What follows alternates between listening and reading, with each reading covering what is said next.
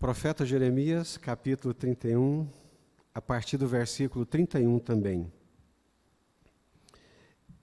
Eis aí vem dias, diz o Senhor, em que firmarei nova aliança com a casa de Israel e com a casa de Judá, não conforme a aliança que fiz com seus pais, no dia em que os tomei pela mão para os tirar da terra do Egito, porquanto eles anularam a minha aliança, não obstante eu os haver desposado, diz o Senhor. Porque esta é a aliança que firmarei com a casa de Israel, depois daqueles dias, diz o Senhor. Na mente lhes imprimirei as minhas leis, também no coração lhes inscreverei, eu serei o seu Deus, e eles serão o meu povo. Não ensinará jamais cada um ao seu próximo, nem cada um ao seu irmão, dizendo: conhece ao Senhor, porque todos me conhecerão, desde o menor até o maior deles, diz o Senhor.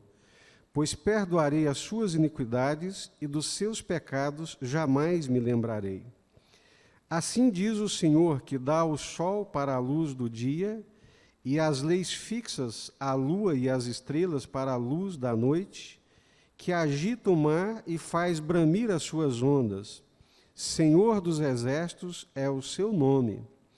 Se falharem estas leis fixas diante de mim, diz o Senhor, deixará também a descendência de Israel de ser uma nação diante de mim para sempre.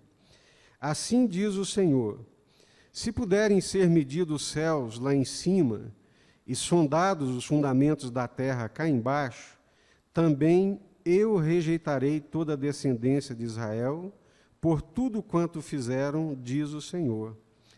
Eis que vem dias, diz o Senhor, em que esta cidade será reedificada para o Senhor, desde a torre de Ananel até a porta da esquina, o cordel de medir estender-se-á para diante, até o outeiro de Garebe, e virar-se-á para a Goa. Todo o vale dos cadáveres e da cinza e todos os campos até o ribeiro Cedron, até a esquina da porta dos cavalos para o oriente, serão consagrados ao Senhor. Esta Jerusalém jamais será desarraigada ou destruída. Aqui está o profeta Jeremias profetizando uma nova aliança. Quando nós olhamos para a Bíblia Sagrada, a Palavra de Deus, nós vamos encontrar vários momentos Deus fazendo aliança com o seu povo.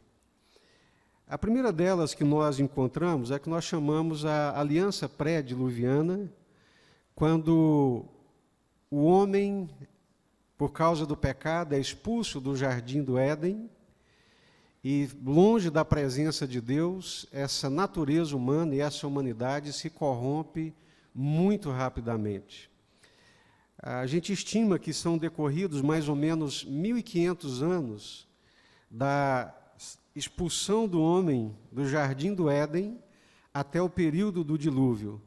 E esses 1.500 anos foram um tempo relativamente curto para tamanha corrupção do gênero humano.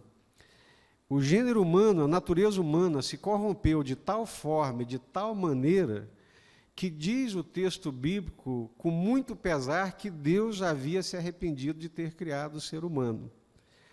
Ou seja, o ser humano ele se distanciou tanto do propósito de Deus para a sua criação, ele se afastou, se corrompeu, se desviou, apostatou de Deus, da vontade de Deus, do propósito de Deus, das leis de Deus, de tal forma, de tal maneira, que a violência, a promiscuidade, a corrupção passou a ser o comportamento reinante no meio daquela humanidade distanciada de Deus.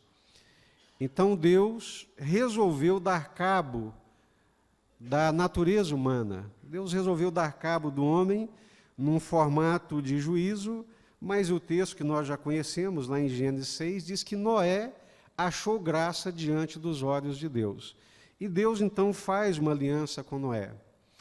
essa aliança antes do dilúvio, de que Noé e a sua família, que acharam graça diante dos olhos de Deus, escapariam do dilúvio. E que, através de Noé e de sua família, Deus daria continuidade à humanidade. Quando encerra o dilúvio, que eles saem da arca, Deus faz uma nova aliança com eles, ali em Gênesis capítulo 9, dizendo que jamais destruiria a terra com água, como foi destruída, e que jamais também deixaria de haver as estações do ano. Então, essa é a aliança de Deus com Noé. Passam-se os anos, a humanidade se multiplica, se espalha sobre a terra, e daqui a pouco, num ato ostensivo de rebelião contra Deus e contra a vontade de Deus, conhecida por eles resolvem construir a Torre de Babel. Ou seja, a história bíblica da natureza humana é um depoimento triste e muito pessimista em relação à natureza humana. Desde a queda, desde o pecado no jardim do Éden, esse homem, de uma forma ostensiva, ele se rebela contra Deus, ele rejeita a vontade de Deus, ele se interpõe, ele quer que a sua vontade prevaleça contra a vontade de Deus, não quer se sujeitar a Deus. Mesmo depois do dilúvio, manifesta a bondade de Deus para com a humanidade, passam-se poucos anos, lá vem novamente o homem, nesse ato ostensivo de rebelião, construir a Torre de Babel. Por que que a Torre de Babel é um ato visível, concreto e ostensivo da rebelião humana contra Deus? Por quê?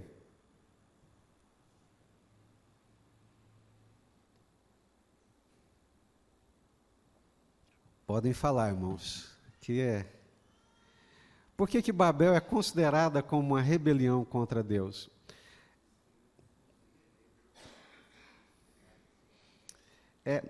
Olha só como que é interessante.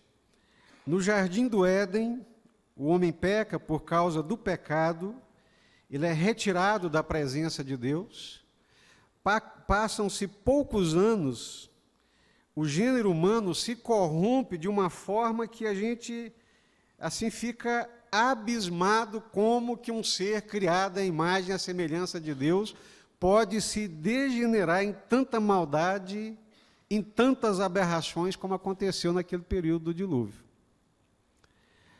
Aí Deus julga, resgata, dá continuidade à vida humana através de Noé e seus filhos, e passa pouco tempo, eles manifestam a sua rebelião, construindo a Torre de Babel. Babel é um símbolo de rebelião a Deus. Primeiro, o pastor Eliezer está dizendo aqui, Deus disse que era para eles se espalharem sobre a face da terra. E eles resolvem fazer Babel para se ajuntar. Deus disse que jamais destruiria a terra com água ou com dilúvio. E eles fazem uma torre bem alta e calafetada, ou seja, betumada por dentro, como que dizendo, Deus agora não nos pega de surpresa. Se Ele mandar um dilúvio para a gente entra dentro dessa torre aqui e a gente não vai padecer mais por causa do dilúvio. E essa torre também, ela é um símbolo da religião humana. Babel simboliza, Babilônia, simboliza a construção religiosa a partir da mente e da vontade humana. A intenção daquela torre também alta, celebrativa ao próprio nome deles, era de que, através daquela torre, eles pudessem chegar aos céus. Havia na construção daquela torre uma intenção espiritual.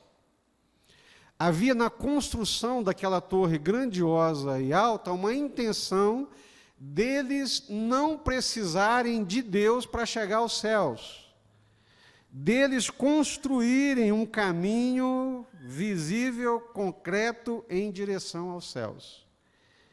Isso é carne, vontade humana, rebelião humana, indisposição contra Deus, a não sujeição à vontade de Deus. Façamos uma torre, tornemos célebre o nosso nome, ou seja, nome de Deus, glória de Deus, não, vamos tornar célebre o nosso nome. E isso continua, irmãos, até os dias de hoje. Nós temos manifestações religiosas, evangélicas, católicas, que não passam de torres de Babel, que são construções humanas para a celebração da glória e do nome do ser humano e não para a glória de Deus. Com Babel, nessa corrupção, Deus então chama Abraão e faz uma aliança com Abraão. Tira Abraão de Ur dos caldeus, separa Abraão com Sara e diz: olha, Abraão, de ti eu vou fazer uma grande nação, e essa nação ela vai ser o meu luzeiro, o meu testemunho sobre a terra. Então, em Abraão, Deus chama-o, faz uma aliança com ele, está lá em Gênesis capítulo 15, em Gênesis capítulo 17, e de Abraão vem Isaque, Jacó, de Jacó vem os patriarcas, e dos patriarcas é formada a nação de Israel com as suas 12 tribos, que vivem no Egito durante 430 anos em escravidão, se transforma num grande povo, e no momento certo, no tempo de Deus, Deus manifesta a sua graça, retirando aquele povo ali do Egito. Aí nós chegamos no nosso texto. Mantenha a sua Bíblia aberta, por favor.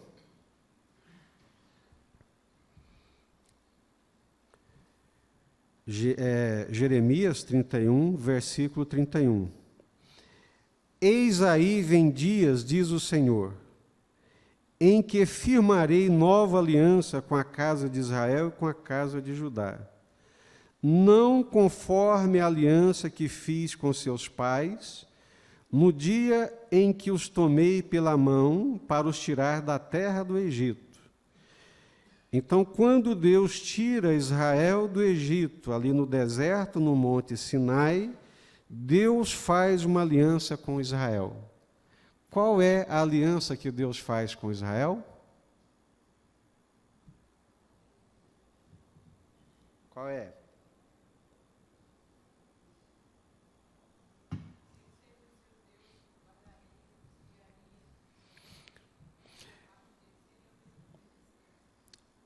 Vós sereis para mim nação santa, que mais? Raça eleita, sacerdócio real, povo de propriedade exclusiva de Deus. Ou seja, eu faço uma aliança com vocês. A minha parte dessa aliança é que eu os considerarei como uma raça eleita, uma nação de sacerdotes, um povo eleito, um povo escolhido, um povo de propriedade exclusiva de Deus.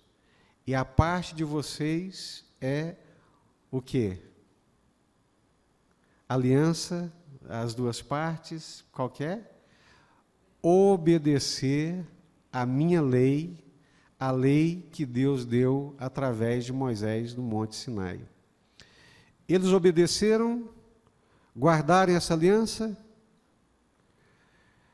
não conforme a aliança que fiz com seus pais no dia em que os tomei pela mão para os tirar da terra do Egito.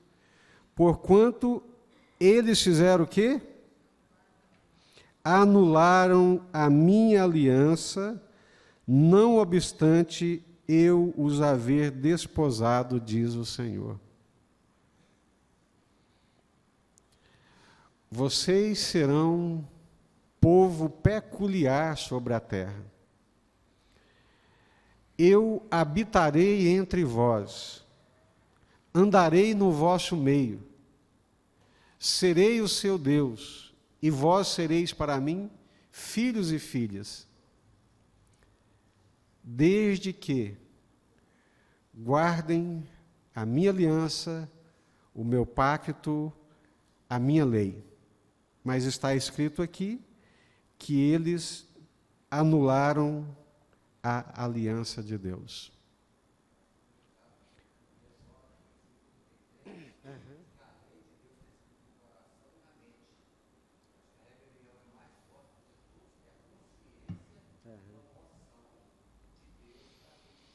Na nova aliança.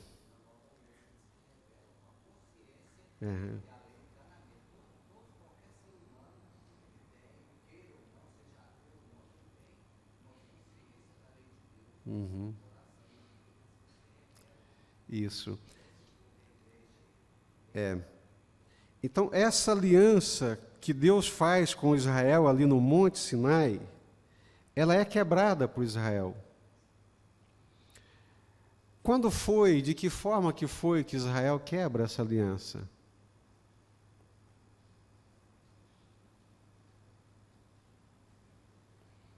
Quando é que ele quebra essa aliança?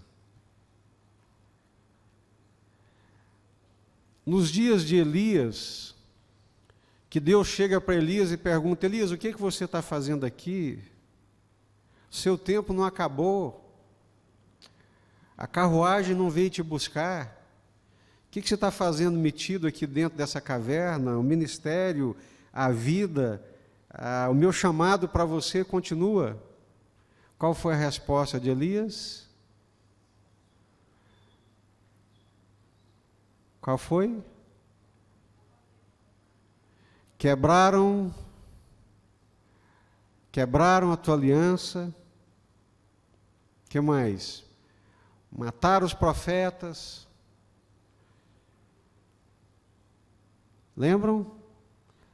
Só eu fiquei. Quando o povo se voltou para a idolatria, quando o povo não se submeteu à vontade de Deus e permitiu que o seu coração se desviasse de Deus, influenciado pela cultura que estava ao seu redor, influenciado pelas nações que estavam ao seu redor, nos seus comportamentos, nas suas atitudes, nos seus pecados, aquela cultura, aquele povo de Baal, de Moloque, etc. e tal, começou a influenciar Israel. Israel começou, mas espera aí, o nosso Deus é muito rígido. O Deus aqui dos cananeus é uma festa só, é uma farra só. E começaram então a desviar os olhos de Deus, da aliança de Deus, do pacto de Deus, e começaram a olhar para o estilo de vida da cultura e dos povos que estavam ao seu redor, que não conheciam Deus e que não tinham uma aliança com Deus. E permitiram que aquele comportamento estrangeiro, aquele comportamento de nações alheias à vontade de Deus, daqueles povos que não conheciam Deus, que não tinham uma aliança com Deus, que não tinham temor de Deus, permitiram que aquele comportamento, que aquele estilo de vida começasse a influenciá-los. E aqui me causa surpresa na facilidade com que nós somos influenciados pelo erro, pelo mal e pelo pecado.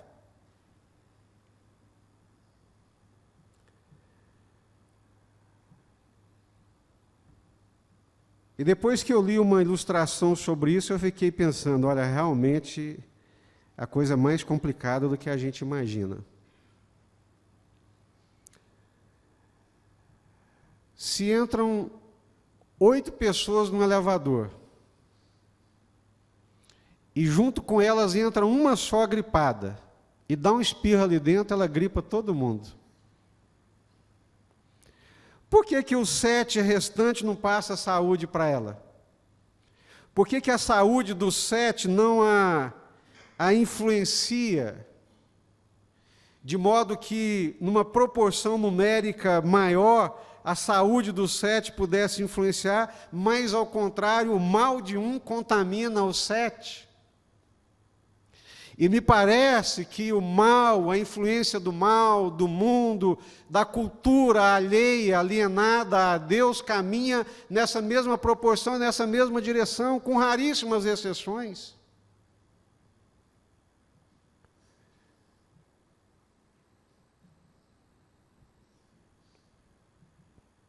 E assim aconteceu com Israel. Mesmo diante da grandiosa, extraordinária promessa dessa aliança fantástica, extraordinária que Deus faz com eles, eles não valorizaram. O teor da aliança de Deus com eles era exatamente esse. Vocês serão uma nação peculiar sobre a terra, única. A única nação no mundo inteiro em que o Deus vivo, o Deus verdadeiro, o único Deus vai andar no meio de vocês. Mas tem uma coisa: eu sou um Deus santo. Sede santos, porque eu sou santo, diz o Senhor. Se vocês não andarem em santidade, se vocês não andarem em obediência, mas andarem como as nações que estão aqui em volta de vocês, eu vou tratar vocês do mesmo jeito que eu trato eles. Eu expulsei eles por causa do pecado,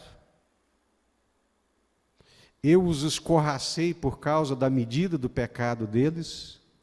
Eu não tenho 2 pesos e 2 medidas. No dia que vocês andarem no pecado deles, eu vou fazer com vocês a mesma coisa que eu fiz com eles. E assim foi.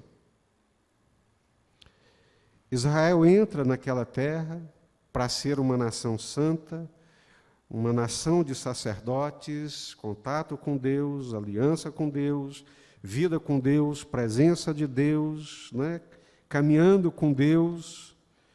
Mas leiam a Bíblia e vocês vão perceber que pouco a pouco as nações, né, ao redor foram influenciando. Mas é que o povo lá tem um tipo de vida diferente do nosso. O culto deles lá é uma farra. Olha só, eles têm lá até prostitutas cultuais. Aqui é uma farra danada, e o nosso aqui não tem nada disso. Os deuses deles são visíveis. Olha lá, Moloque, ele tem uma bocarra de fogo. E ele exige sacrifícios que o nosso Deus não exige. E pouco a pouco, nesse intercâmbio, nessa aproximação, eles foram sendo contaminados pela gripe, pelo desvio e pela heresia daquelas nações que estavam em volta. Até que anularam a minha aliança, não obstante eu os haver desposado, diz o Senhor. Aí, meus irmãos, Deus toma uma decisão. Eis aí vem dias, diz o Senhor, em que firmarei nova aliança. Babel é o que a gente chama de ascese. Babel, religião humana, ego humano, vontade humana, é uma construção de baixo para cima, sempre. Agora,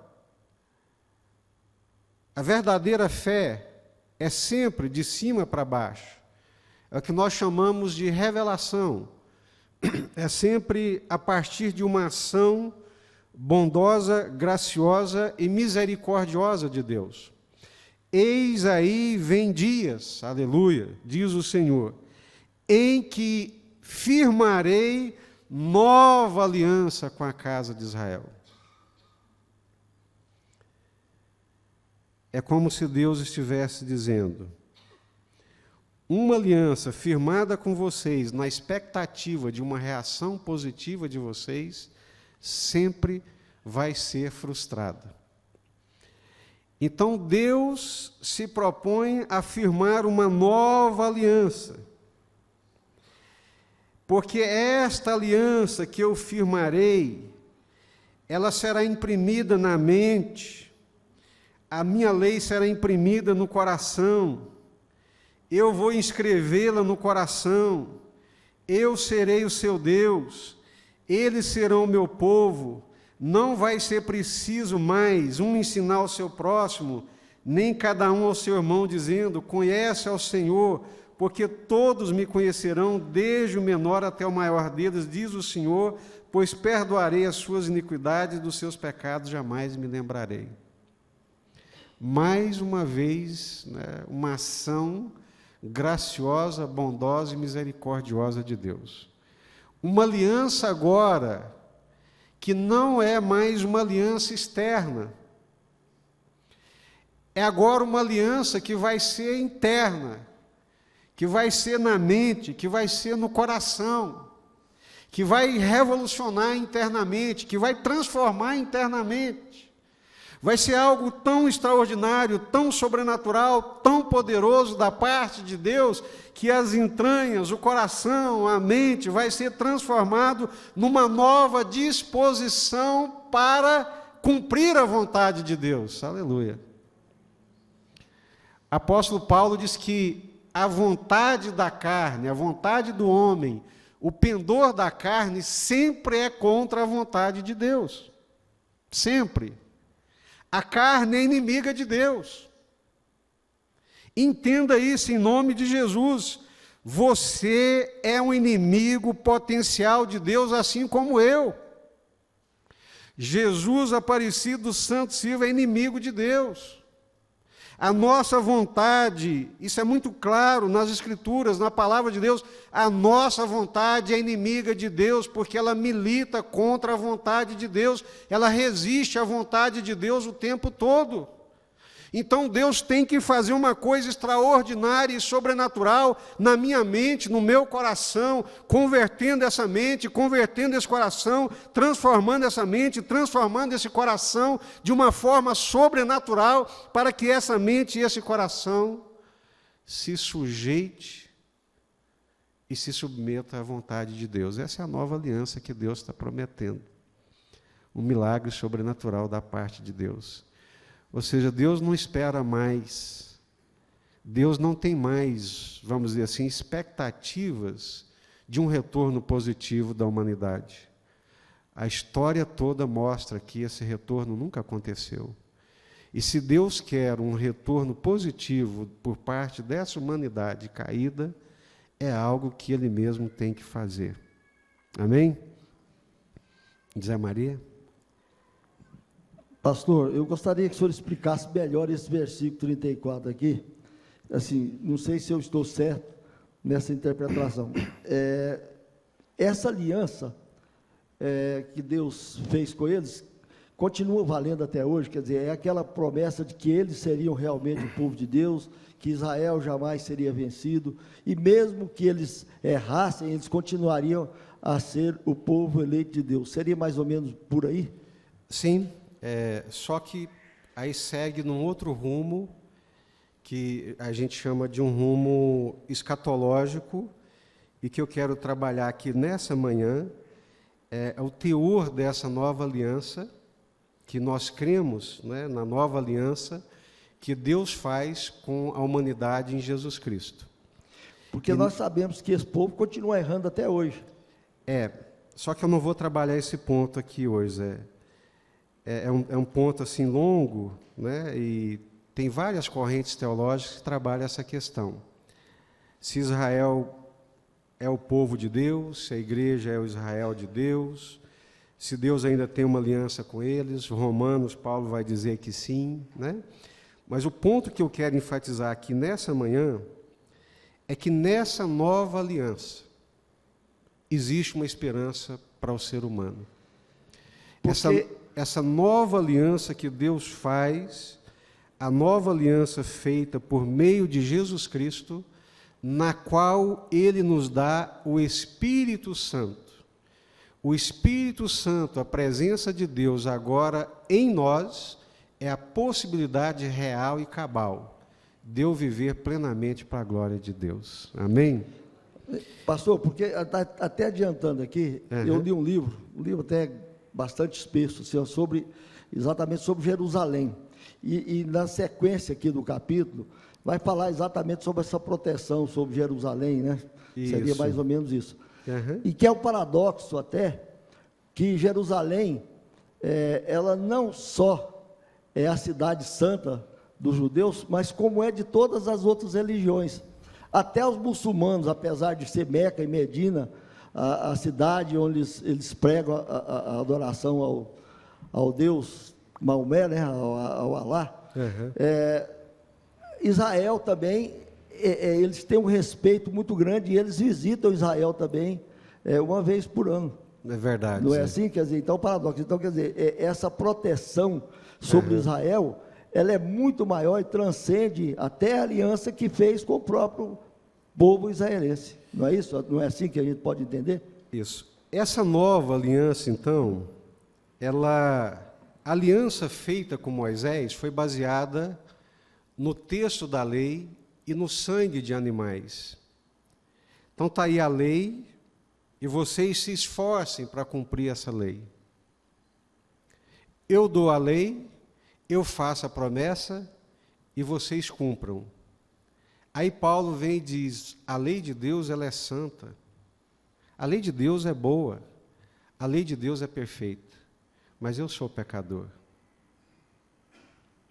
E sendo pecador, o pecado tomando ocasião dessa minha condição, ele me leva a indispor contra aquilo que eu sei que é a vontade de Deus. Quão miserável homem que eu sou. Mas nessa nova aliança que Deus faz conosco, que é interna, que é imprimida na nossa mente, que é inscrita no nosso coração, pela presença do Espírito Santo de Deus em nós, nós podemos viver de acordo com a vontade de Deus, fazendo a vontade de Deus para a glória de Deus. Amém?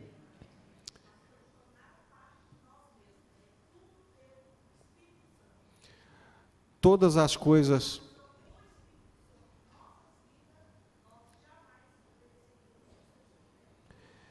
Cadê o microfone para... É que os irmãos talvez não ouviram. Eu estou dizendo assim, como o senhor disse aí, que nós somos inimigos do Senhor, né? Isso. Mas o que nos fazemos amigo do Senhor e obediente ao Senhor é só pela ação do Espírito Santo. Então, acho que por isso que Jesus, quando foi ao céu, ele falou, eu vou enviar o Espírito Santo. Se Jesus não tivesse enviado esse Espírito Santo para nós, eu acho que jamais obedeceríamos ao Senhor, né? Sem o Espírito Santo, sem essa ação divina na nossa vida, nós somos meros religiosos. Religiosos, legalistas, hipócritas, fariseus. Quando eu entendo que eu vivo a lei de Deus, não pela minha força, mas pela força do Espírito Santo de Deus, isso me prostra, me rende e me humilha diante do Senhor. Então, todos os dias, o fato de eu conseguir viver a vontade de Deus, entendendo que é pela ação graciosa, poderosa do Espírito Santo de Deus na minha vida, quando eu entendo isso, todos os dias eu dou graças a Deus. Todos os dias, diferentemente do fariseu. Qual que é a postura do fariseu? O fariseu ele fica em pé lá diante do templo e diz assim, graças te dou, Senhor, porque eu não sou como esse pecador aí, eu cumpro a tua lei, eu dou o dízimo de tudo que eu tenho. Essa é a postura do fariseu. Ele está confiado nele mesmo, nas suas obras, nas suas ações. Enquanto que o publicano nem sequer ousava levantar a face para Deus. Batia no peito e dizia, tem misericórdia de mim, Senhor. Tem misericórdia de mim, porque eu sou pecador. Aí Jesus disse: quem foi justificado? O fariseu ou o publicano? Publicano. Essa promessa, os comentaristas, os estudiosos, os teólogos, eles consideram Romanos a carta de maior profundidade, de maior conteúdo teológico. É uma das cartas mais difíceis de ser lida e de ser entendida. É de uma iluminação, de uma revelação, de uma compreensão aquém da medida humana. Ao ponto de dizer que se toda a Bíblia se perdesse, preservássemos Romano, a fé estava preservada, o Evangelho estaria preservado. É lá em Romanos que Paulo vai discutir sobejamente essas coisas. A natureza humana, a natureza do Espírito Santo, essa graça de Deus na nova aliança. Qual que é a diferença da nova para a velha aliança? A velha ainda está baseada na obra, no esforço humano. A nova está baseada na graciosidade de Deus, na graça de Deus, no favor de Deus, na misericórdia de Deus. A grande graça e benevolência de Deus para conosco são duas coisas que acontecem a partir do Calvário. A partir do Calvário, quando Jesus reúne os discípulos ali pela última vez, o que ele diz? Quando ele parte o pão,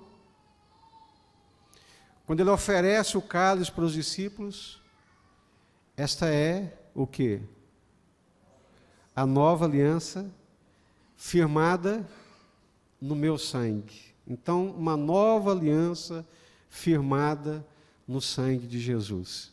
Porque aí Paulo, pensando nessas coisas, fala assim, gente, quem foi que aconselhou Deus para fazer um plano tão maravilhoso, tão extraordinário?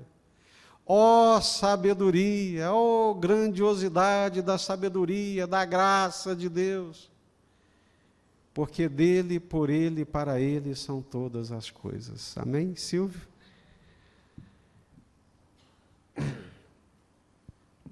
Pastor, diante do que o senhor está expondo e diante do texto, o que a gente percebe é que o grande desafio de Jesus não foi com os pecadores, foi com as religiões, foi com os religiosos, né? Isso. Assim também como em Israel, ele foi contaminado pelas religiões pagãs, como hoje também acontece nas igrejas, né? Os rituais pagãos e tantas outras coisas dentro do meio evangélico, inclusive.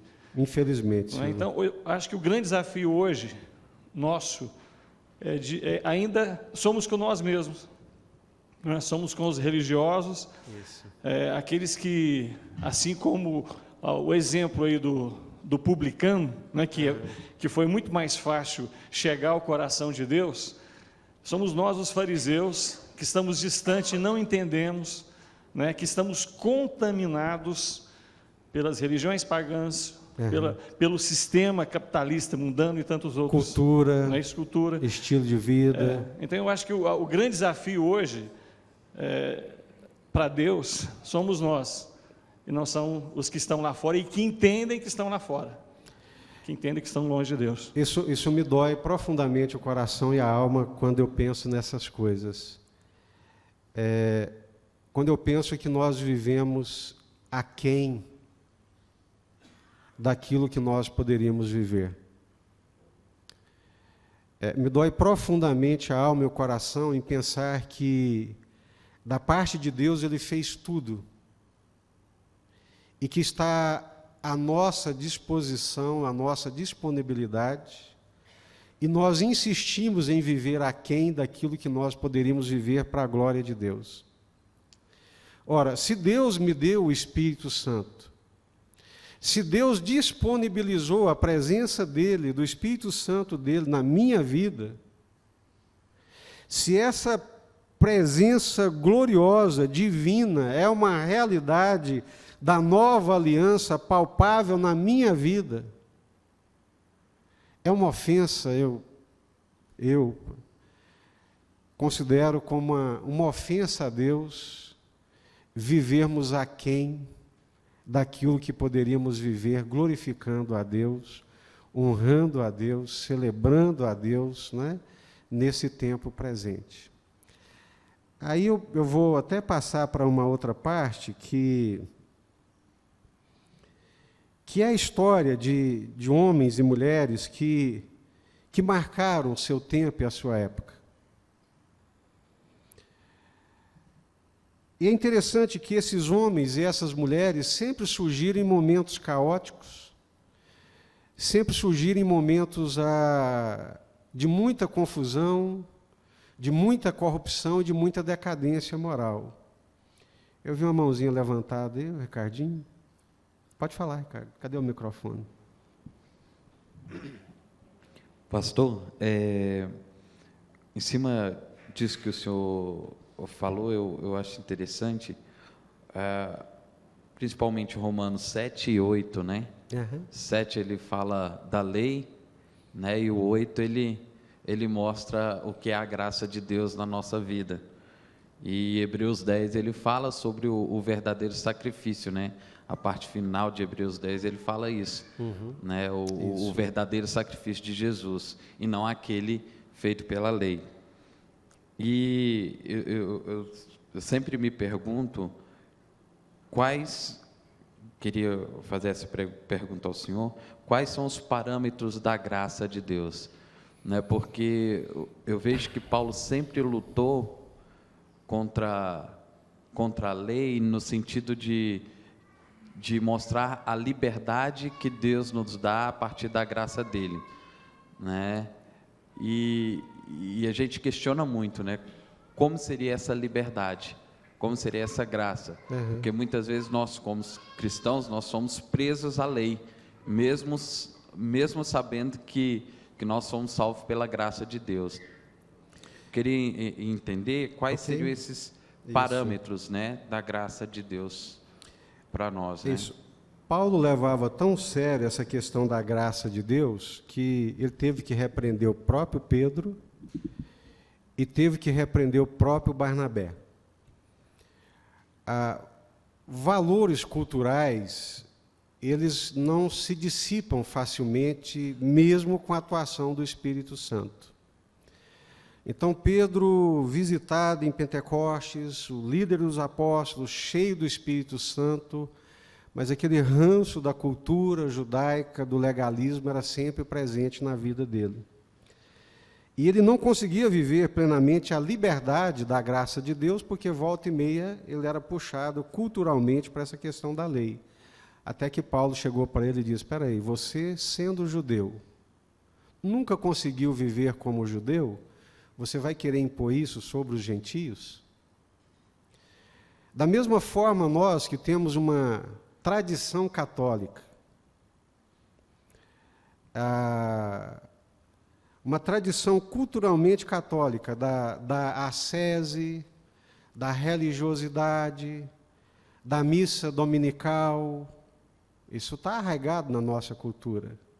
Aí a gente vem para Jesus, para a fé, para a liberdade do Evangelho, mas trazemos toda essa carga cultural. E se a gente não entende perfeitamente o plano de Deus, o propósito de Deus, daqui a pouco nós estamos fazendo Torre de Babel, daqui a pouco nós estamos mantendo os compromissos dominicais, mas o coração está vazio.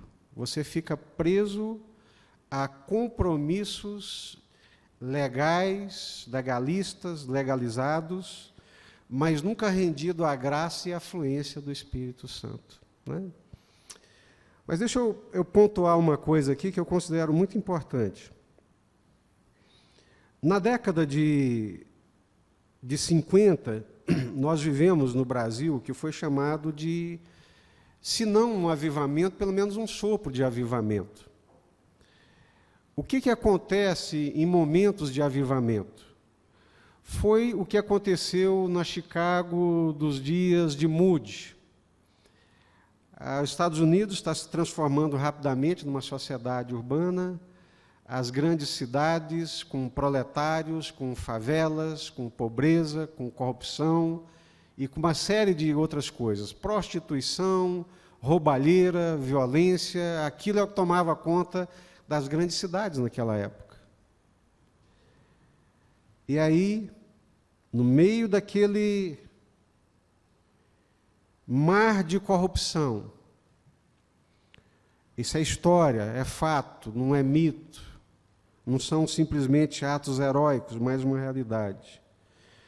No meio daquela situação de corrupção desordenada, um jovem vai ao culto, despretensiosamente, e chega lá e ele ouve uma mensagem, e o ponto central da mensagem era: o mundo está por ver o que Deus pode fazer através da vida de uma pessoa, de um homem, de uma mulher, que se entrega completamente nas mãos dele. Ele foi embora para casa, aquilo martelando na cabeça dele. O mundo está por ver o que Deus pode fazer através da vida de uma pessoa que se entrega completamente nas mãos de Deus. Chegou em casa, ajoelhou e disse: Senhor, se o mundo está por ver, o mundo vai ver, porque eu sou essa pessoa que me entrego completamente nas tuas mãos. E a partir dali, de um modo sobrenatural, Deus começou a usar a vida dele. E é dito que ele se transformou no maior evangelista de todos os tempos, que é o Moody. Não era douto, meio que iletrado, mas profundamente comprometido com Deus e profundamente cheio do Espírito Santo de Deus. Uma das histórias dele que eu ouvi o pastor Joel contando é que ele foi convidado para pregar, fazer uma conferência evangelística numa cidadezinha, e viajaram 48 horas, ele e o cantor que o acompanhava, de Maria Fumaça, aquele trenzinho Maria Fumaça. Depois de 48 horas naquele trem, o traseiro doendo, a coluna então nem se fala, né? Agora eu descobri a dor de coluna. Eles chegam no hotel à noite para pregar no dia seguinte de manhã. Quarto limpinho, cama cheirosa, lençóis branquinhos, aquela vontade de deitar, e ele vira para o companheiro e diz: eu não consigo encarar aquela multidão amanhã se eu não orar primeiro pedindo graça para Deus. Ajoelharam e começaram a orar. E só levantaram dos joelhos na oração no dia seguinte, na hora da pregação. Quando abria a boca, o Espírito de Deus agia de uma forma extraordinária. O que dizer de John Wesley, uma Inglaterra que também vivia períodos de corrupção?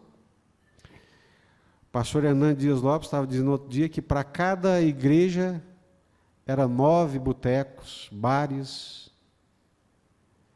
bebidas, farras, prostituição, violência, mineiros violentos, morrendo novos nas minas de carvão, uma Inglaterra completamente fora de controle.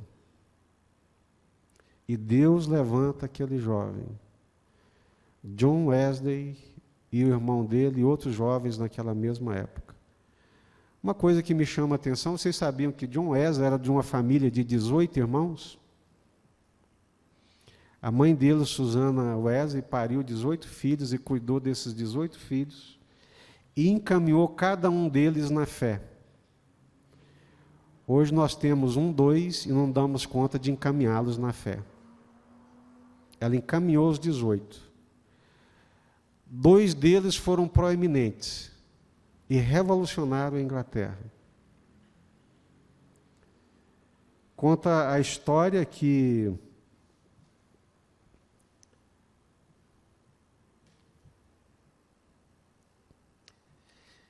a semelhança do sumo sacerdote Josué, John Wesley foi como um tição tirado do fogo, literalmente.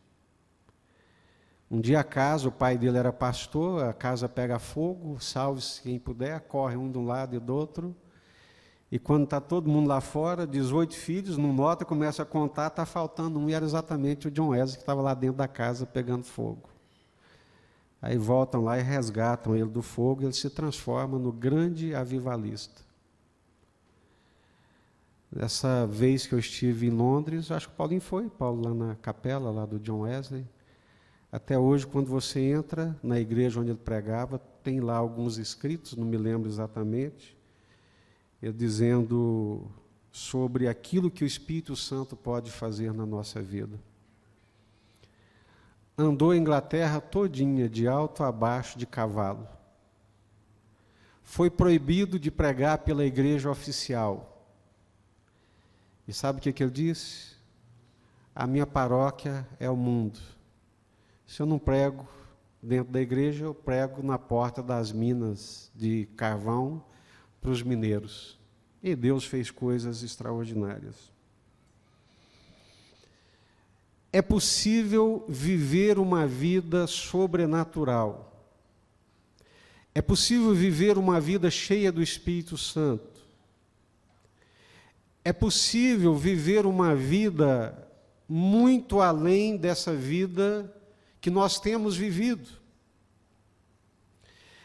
É possível viver uma vida que glorifique a Deus, que vença o pecado. É possível viver uma vida em que nós conseguimos vencer o nosso coração pela força, pelo poder e pela presença do Espírito Santo de Deus na nossa vida. Agora, só tem uma coisa, que é o ponto que eu quero tratar aqui nessa manhã. O tema da nossa convenção esse ano foi Calvário e Pentecostes. Duas coisas fundamentais para a vida da igreja. No Calvário, Jesus nos dá a salvação.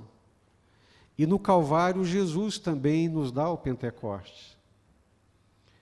Convém-vos que eu vá, porque se eu for, eu vos enviarei o Espírito Santo. Então, é no Calvário, é na cruz, é na renúncia, é na morte, é abrindo mão da sua própria vontade, da sua própria vida, que Jesus nos conquista salvação e a possibilidade de uma vida cheia e plena do Espírito Santo.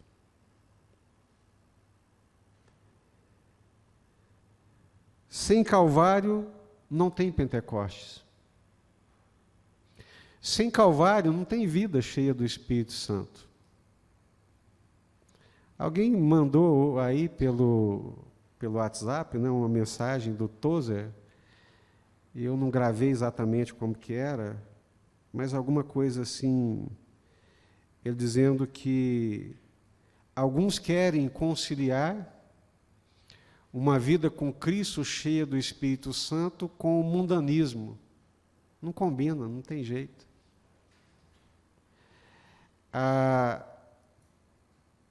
São coisas inconciliáveis, que não se conciliam. Uma vida sem cruz, uma vida sem renúncia, é uma vida também sem Pentecoste. Uma vida vivida para si mesmo, uma vida vivida para a terra, uma vida vivida para o mundo, uma vida vivida para as coisas terrenas, sem cruz, sem Calvário, é também uma vida sem Pentecostes.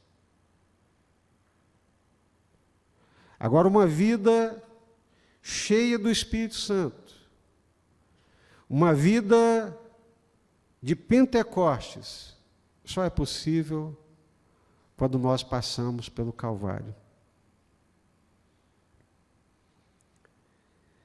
Essa nova aliança nos possibilita viver uma vida com Deus, cheia do Espírito Santo de Deus, uma vida repleta da graça de Deus, abundante das coisas celestiais, uma mente voltada para os céus, uma mente de Cristo.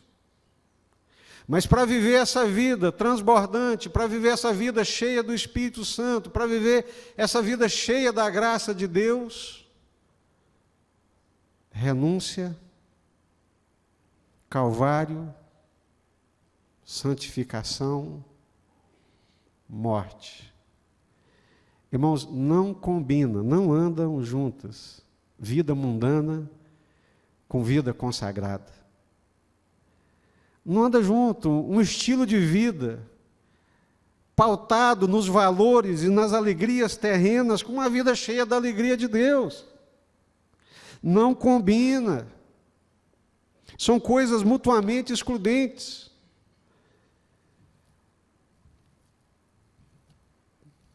Recorrendo a Paulo, né, mais uma vez.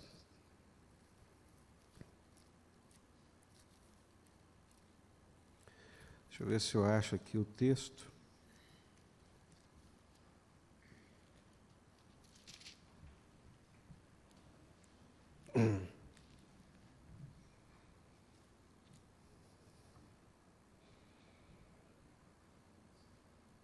Aqui.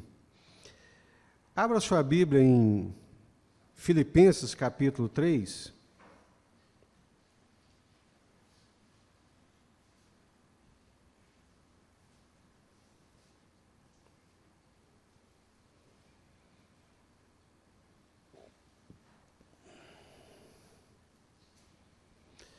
Filipenses, capítulo 3. Vamos ler, por favor. Acompanhe. Acautelai-vos dos cães, acautelai-vos dos maus obreiros, acautelai-vos da falsa circuncisão, porque nós é que somos a circuncisão, nós que adoramos a Deus de que forma? No Espírito. E nos gloriamos em quê? Então nós adoramos a Deus no Espírito, por causa do Espírito, por causa dessa presença do Espírito Santo em nós. É o Espírito Santo que nos conduz à verdadeira adoração a Deus. E nos gloriamos em Jesus Cristo, ou seja, é no Calvário, é na morte de Jesus, o autor da nova aliança, a consumação da nova aliança. É nele que nós confiamos, é nele que nós nos gloriamos. E não confiamos na carne. Ou seja, não confio nos meus feitos, confio nos feitos de Jesus. É isso que ele está dizendo. Bem que eu poderia confiar também na carne. Se qualquer outro pensa que pode confiar na carne, eu ainda mais. Por quê? Eu fui circuncidado ao 8º dia, sou da linhagem de Israel, sou da tribo de Benjamim, sou hebreu de hebreus, quanto à lei, fariseu, quanto ao zelo, perseguidor da igreja, quanto à justiça que há na lei, irrepreensível. Paulo tem um padrão moral acima da média, mas ele está dizendo que não confia nessas coisas. Paulo tem uma herança cultural, de tradição, de pais que serviram a Deus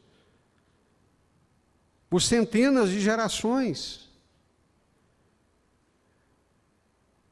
Mas o que para mim era lucro, isso eu considerei perda por causa de Cristo.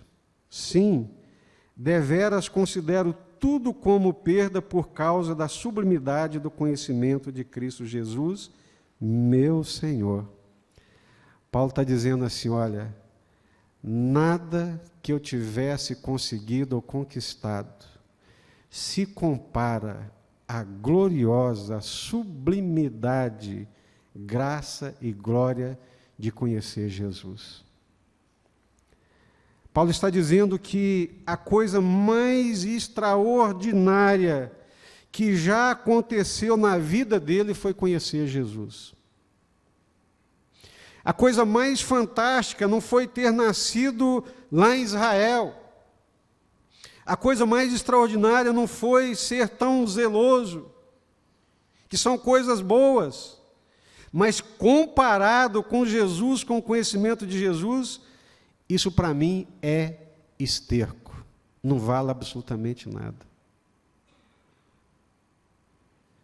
Por causa da sublimidade do conhecimento de Cristo Jesus, meu Senhor, por amor do qual perdi todas as coisas e as considero como refúgio, para ganhar a Cristo e ser achado nele, não tendo que justiça própria, que procede de lei, senão a justiça que é mediante a fé em Cristo, a justiça que procede de Deus, baseada na fé, para o conhecer e o poder da sua ressurreição e a comunhão dos seus sofrimentos, conformando-me com ele na sua morte, para de algum modo alcançar a ressurreição dentre os mortos.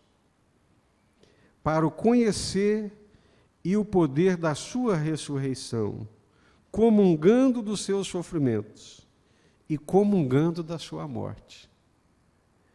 Existe ressurreição sem morte? Existe? Não. Quem quiser viver a novidade de vida no Espírito de Cristo, tem que passar pela morte.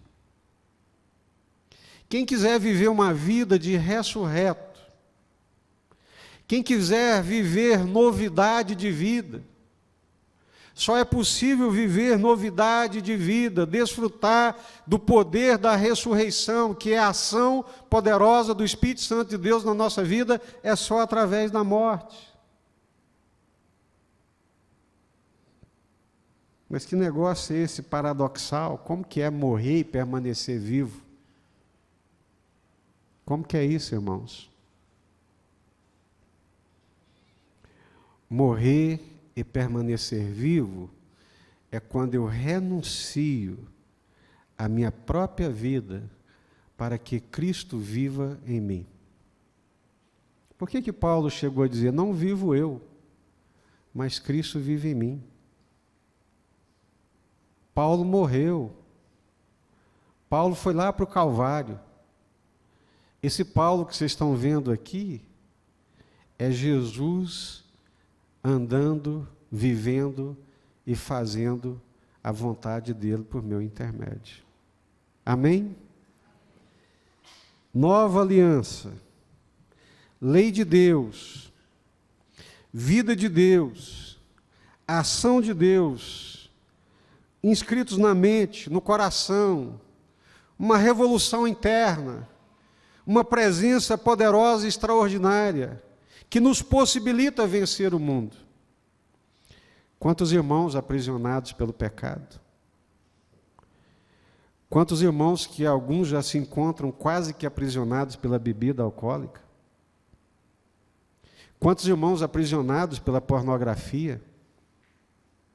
Quantos irmãos aprisionados por mamon e por isso não podem desfrutar da vida de Jesus, da vida de Deus? Nessa nova aliança,